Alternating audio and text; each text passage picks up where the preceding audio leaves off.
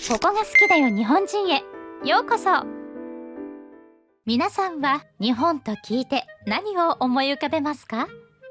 漫画やアニメなどのポップカルチャーや歴史ある神社仏閣を思い浮かべる方も多いと思います。ですが日本文化はそれだけではないのです。日本には欧米の麦を中心とする農業とは異なる稲作の文化があります。日本といえば美味しいお米の産地としても有名ですよね。寿司やおにぎり、お餅など日本の食文化はお米と密接に関係しています。日本に行ったなら一度は米作りを見てみたいなんて方も多いことでしょう。日本の命と言っても差し支えない稲作。青空を映す立派な水田は日本ののどかな田園風景における定番ですね。ですが美味しいお米作りに欠かせないものは水田だけではありません。今回は日本の稲作に欠かせない小さなヒーローに感銘を受けた外国人の方のお話を紹介します。僕はダニエル。ロサンゼルスで家族と暮らす55歳のサラリーマンさ。僕は日本の工業製品が大好きでトヨタのトラックに乗り続けてるんだ。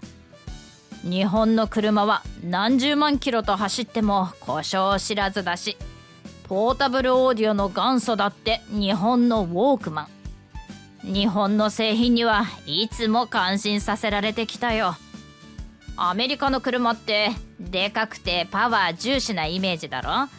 でも日本の車は違う。環境にも配慮したエンジンを積んでいて、その上気を使わなくても壊れないなんて他じゃそうないよ。僕らアメリカ人は州をまたぐような長距離運転を頻繁に行うんだ。その道中で車が壊れたら最悪助けが来ないかもしれない。アメリカには人のいない土地が多いからね。だから車選びにおいて頑丈であることを重視するのさ。そりゃあ日本車を選びたくなるだろ。しかも日本のメーカーはアメリカの市場をしっかりとリサーチして僕らのカーライフにぴったりと合った車を出してくるんだ。ハイブリッドカーだけじゃないよ。家族で広々と使えるミニバンやアウトドアにももってこいのトラックなんかも売ってる。特にトヨタとホンダはいいね。トヨタはアメリカ人好みの車種を作ってくれるし、ホンダの車はシャープなデザインがクールだ。どちらも高級車のブランドがあるのもいいね。トヨタがレクサスを立ち上げた時は驚いたよ。ああいう高級セダンはドイツのお家芸だと思っていたのさ。でもトヨタは僕らが好む快適装備をフルに装備したセダンを送り出して、それがとても売れたんだ。ほんと日本のメーカーは顧客のことをよく考えてるね。こういうおもてなしがあるから日本製品を選ぶのさ。そんな僕がついに憧れの日本に行くことになったんだ。なぜだって、娘が日本の男性と結婚することになったのさ。僕は日本はいい国だって娘が小さい頃からよく言ってたから、日本に憧れがあったんだろうね。あの子は日本の文化に興味津々だったよ。歴史ある木造の建築物があんなにたくさんある国って日本くらいだもんね。しかも自然も豊かだ。日本の里山に行ってみたいってよく言ってたよ。スタジオジブリの映画をよく見てたからね。あの子は日本のアニメ映画も好きなんだ。日本のアニメ映画の背景は凝っているって熱く語っていたこともあったっけ。とにかく日本の文化が好きだったよ。自然と共に生きる日本の風景を生で見てみたいってことで日本に行くことになったね。それで日本の子供たちに英語を教える仕事に就いたんだ。仕事の合間によく山の景色を送ってくれたよ。僕の家の裏庭にもあんな山があったら楽しいだろうなとよく思うね。そして最近農家の息子さんと結婚することになったよ。どうやら実家がお米を作っているらしくて、あの子とは課外活動の時に知り合ったんだってさ。彼を僕に紹介したいから日本に来るよう頼まれたのさ。日本に着いて関西国際空港を出てバスに乗ったんだ。ちょうど夏に来たからとても蒸し暑かったね。日本の夏はロサンゼルスのカラッとした地中海性の暑さじゃなくて、ジメジメした暑さなんだ。早く涼みたいから急ぎ足でバスに乗り込んだね。最近はウーバーを利用することが多かったから日本のバスは新鮮だったよ。調べたところによると天然ガスで走ってるんだってね。アメリカでもシェールガスを利用しようという声が高まってるし、日本の技術力を取り入れてみるのもいいと思うよ。当然日本では左側通行で道路を走るんだけど、なんだか小さい車がたくさん走ってたんだ。最初は目を疑ったさ。あんなコンパクトな車アメリカじゃ見ないからね。小さくても使える人気の出る車が作れるのは日本人の創意工夫の賜物だよ。そして大阪に着いたんだ。娘との約束の日程まで時間があるし、せっかくだから関西を観光していこうと思ったんだ。道頓堀に行ったんだけど、街の中を川が流れる光景はニューヨークみたいで母国を思い出したよ。カニの大きな看板がある店が印象に残ったね。どうやら名物らしいたこ焼きを食べてみたんだ。アメリカではタコを食べることがないからね。クリスチャンの人でタコを好んで食べるのはギリシャの人ぐらいだよ。とても熱くて冷ましながら食べたんだけど、パリッとした表面からは想像できない柔らかい中身とタコのうまみが濃厚なソースに絡んでとても美味しかった。たこ焼きを作るための小さなピックの持ち手側に加工がしてあるのがおしゃれだったよ。それから電車で京都に向かったんだ。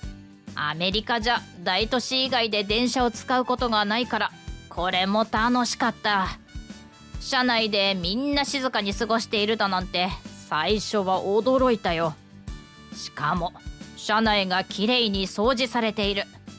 こんなところにもおもてなしの精神が宿っているんだね。日本観光といえば京都。歴史のある建物が立ち並んでいて、街そのものが価値のある資料だなんて、建国からの歴史が浅いアメリカじゃ絶対に見られない光景だからね。ホテルにチェックインを済ませてから京都を散策したんだ。行く先々で木造の民家を見かけたよ。歴史ある家を守る努力がなされているからこそ見られる光景なんだとしみじみ感じたな。まず初めに訪れたのは清水寺。あんな高いところに木造の建物を建てるだなんて、まるでツリーハウスみたいだと思ったよ。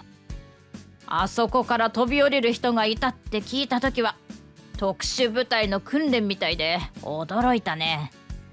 次に金閣寺に行ったんだ。アメリカでもステータスシンボルってものがあるけど、昔の日本人は桁が違うね。建物を金箔で覆うだなんてアメリカンドリームの比ではないよ。せっかくだから嵐山にも行ってみたよ。もみじの季節じゃないから山が青々としていたけど、季節になると綺麗なんだろうなと思うとまた来たくなったよ。ホテルに戻る道中、道路の真ん中を電車が走っているのも楽しかったね。結構古い電車が走っていて、物を大事にする日本人の心がけに感動したよ。翌朝、京都駅から電車を乗り継いで娘の旦那さんの実家に向かったよ。最初に乗った新幹線は楽しかったね。飛行機みたいな車内から外を見ているとすごい速さで景色が変わっていくんだ。フランスにも速い電車はあったけど、日本のも負けないぐらい速くて驚いたね。駅に着いて驚いたのが、駅にスタッフがいないこと。それでも駅はきれいに保たれていて、みんなマナーを守っている。日本人の真面目さに感動したね。駅を出てまず目に飛び込んできたのは青々とした水田さ。しみじみと日本を感じたよ。そしたら娘が旦那さんと一緒に車で迎えに来てくれたんだ。道中で見た小さな車でさ、乗ってみると中は意外と快適で、僕でも楽に乗れたよ。旦那さんの実家に向かう道中、またもや変な車を見つけたのさ。なんと段ボールを乗せた小さいトラックが走ってたんだ。さっきも高速道路で小さな車を見たけど、小さなトラックまであるのかと驚いたよ。アメリカでは大きなピックアップトラックが主流だから、小さいトラックだなんて予想だにしなかったんだ。日本では人気なんだろうけど、あんなに小さいトラックってたくさんの荷物を積めないし、使い勝手が悪いんじゃないかと思ってしまったね。思わず娘にあの小さいトラックは何だいと聞いてしまったよ。そしたら娘があれは軽トラックだよって教えてくれたんだ。どうやら日本には軽自動車っていう独自の規格があるんだって。環境に優しく、税金が安いからお財布にも優しい。アメリカにもこういう小さな車の規格があれば、買い物に出かけるのに重宝するのにって思ったよ。で、軽トラがなんで人気なのかっていう質問にも答えてくれた。車そのものの値段が安い上に、頑丈で燃費が良く、小回りが利くんだってさ。日本の農村は道が狭いし、交差点が多い。そこで力を発揮するんだって。農作業にはもってこいの車だって言ってたな。人によってはアメリカでいうタイニーハウスみたいな小さな家を荷台に乗せて旅するらしいよ。そんな話を聞いていたら、僕も軽トラが欲しくなったんだ。軽トラがあれば裏庭でゴルフカートみたいに遊べるし、夫婦で旅行するならああいう小さな車に家を乗せた方が楽しい。ボンネットがない分、前の風景が大きく見えるのも新鮮だね。アメリカのトラックよりも風景を楽しみながら旅行するのに向いているんじゃないかって思ったよ。日本のメーカーは本当に使う人のニーズに合わせた車を出しているんだね。アメリカで主流の自家用トラックはピックアップトラックといって、4ドアの大きな乗用車です。大型のエンジンを積んでいることが多く、トレーラーハウスを牽引したりすることも多いそうです。アウトドアが人気のお国柄もあって、趣味やバーベキューの道具をたくさん積める大きなトラックが売れるのだそう。日本のメーカーでもトヨタがアメリカ向けに生産していて、高い人気を誇ります。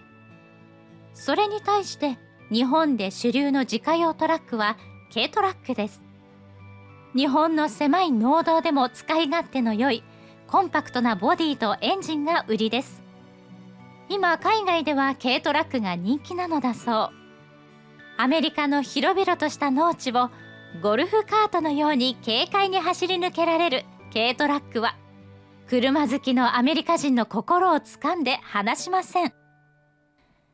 日本の中古車がアメリカで倍以上の価格で販売されることもあるとか。日本ではおなじみの軽トラックが海外では新鮮な乗り物だなんて、非常に興味深いですね。最後までご視聴いただきましてありがとうございました。視聴者の皆様のご意見ご感想をコメント欄までお寄せください。もしよろしければ高評価やシェアしていただけると嬉しいです。それではまた次回の動画をお楽しみに。